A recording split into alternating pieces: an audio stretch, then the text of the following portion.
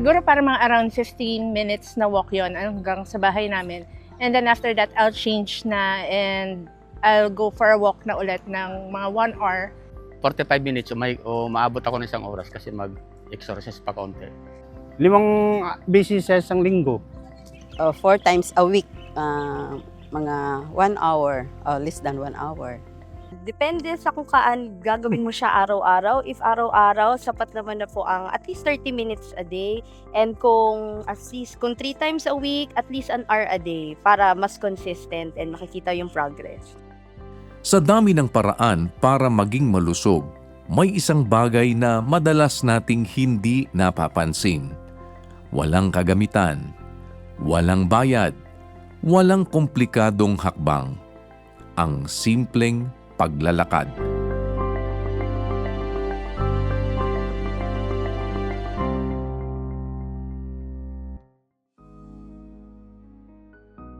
Kapag iniisip ang exercise, madalas ang naiisip matindi, takbuhan, gym, pawis. Kaya ang simpleng paglalakad, minamaliit. Ang paglalakad po ay isa sa pinaka-accessible at pinaka-sustainable na paraan para gumalaw. Hindi kailangang mabilis, hindi kailangang malayo agad. Ang mahalaga, tuloy-tuloy. Ipinapakita ng mga pag-aaral na ang regular na paglalakad ay nakatutulong sa puso, blood sugar at pangkalahatang kalusugan. At kapag ginagawa araw-araw, mas tumataas ang benepisyo nito.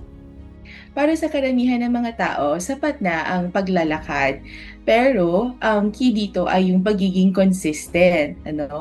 Ang recommendation ay makapaglakad at least 30 minutes a day, 5 days a week. Or kung susamahin ay 150 minutes per week. So dapat consistent na paglalakad para makuha natin ang health benefits nito.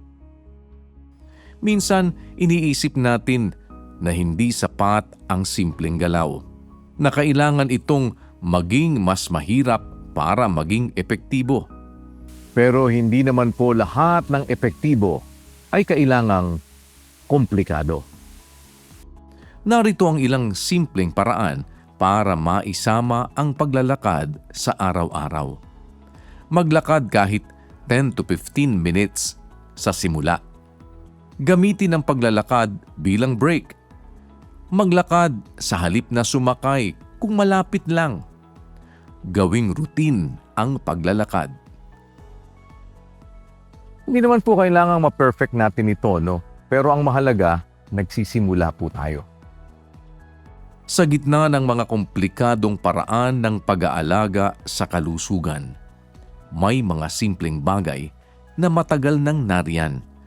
At minsan, ang isang hakbang ang simula ng pagbabago.